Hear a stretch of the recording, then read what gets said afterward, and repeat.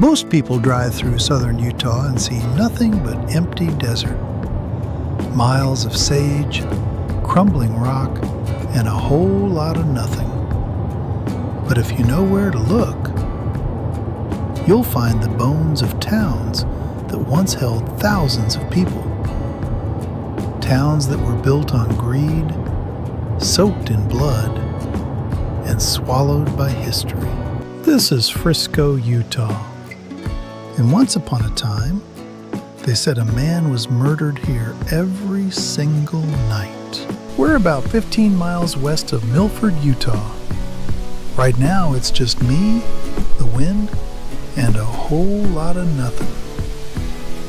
But in 1875, this exact spot was one of the most chaotic, violent, and profitable places in the entire American West. It started the way almost every great Western story starts, with two guys and a lucky rock.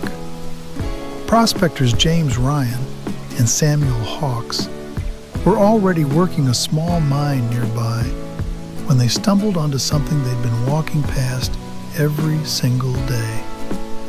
A huge outcropping of silver ore right there on the surface. They tested it, and what they found changed everything. Now here's the fascinating part. Ryan and Hawks actually sold the claim. They figured it might not pan out. They took $25,000 and walked away. The men who bought it, they pulled over $50 million in silver out of that same ground. $50 million out of this desert. And the moment word got out, everyone came running. By 1880, the Utah Southern Railroad had pushed a line all the way out here. And once that happened, Frisco exploded. 6,000 people showed up in the middle of the desert. 6,000. There was no natural water source. It all had to be trucked in. And yet this place was somehow bigger than St. George at the time. But this was not a peaceful mining community. Frisco attracted every desperate, dangerous, and ruthless character the West had to offer.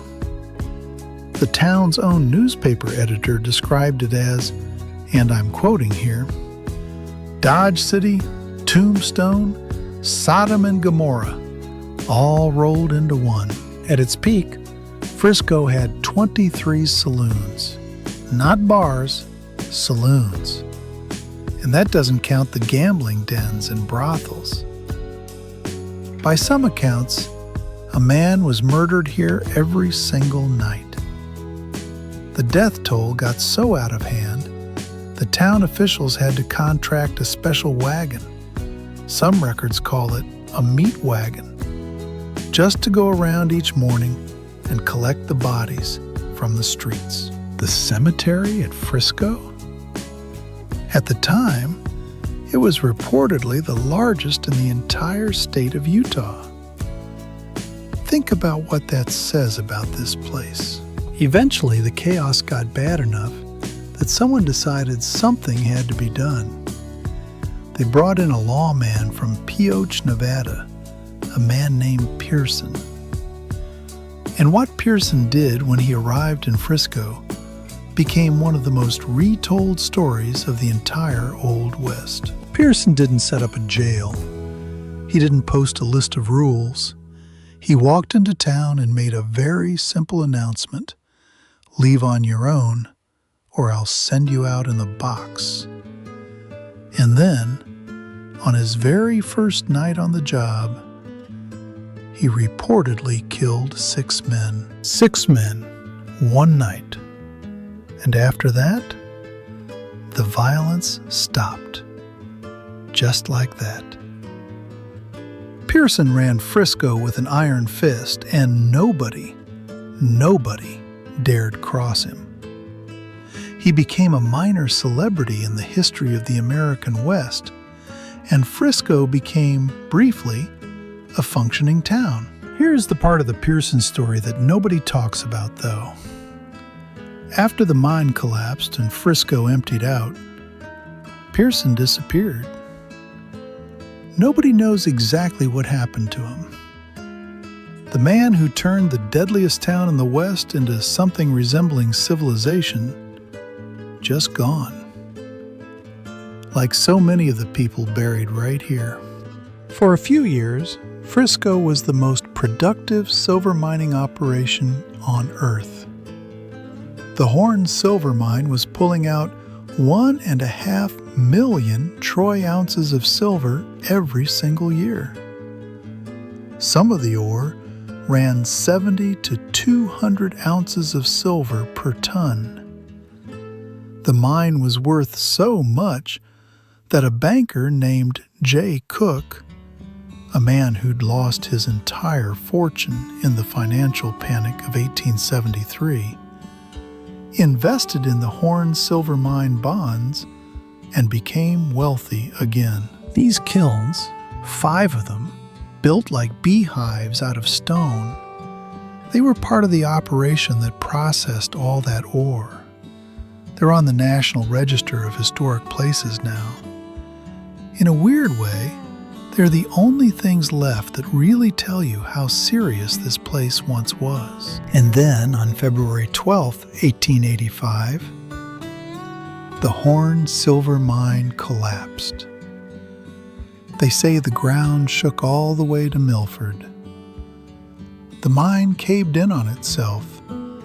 Years of digging, tunnels on top of tunnels, and the whole thing came down. People said the collapse could be felt for miles. The mine eventually reopened, but the richest sections were gone, buried under thousands of tons of rock. In Frisco, it never recovered. By 1900, only 14 businesses were still open.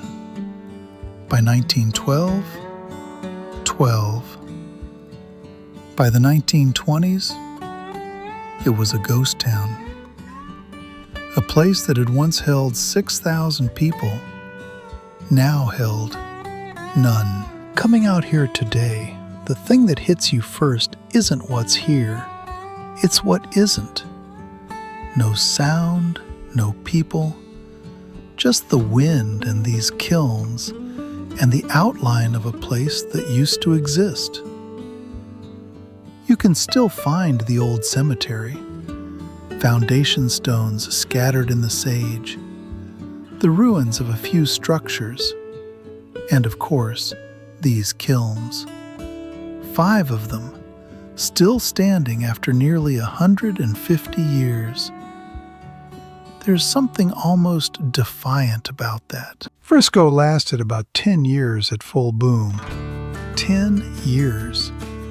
And in that time, it produced millions in silver, drew thousands of people from across the country, gave us one of the most legendary lawmen in Western history, and then just ended. A catastrophic collapse, and the whole thing was over. Utah has places like this scattered all over, stories sitting out in the desert with nobody to tell them. That's why we're here.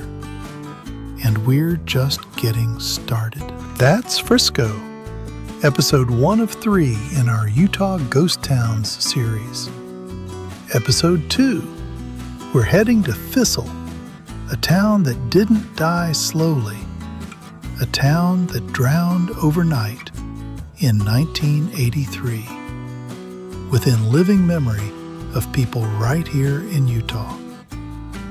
If you've been to Frisco, I want to know about it. Drop it in the comments.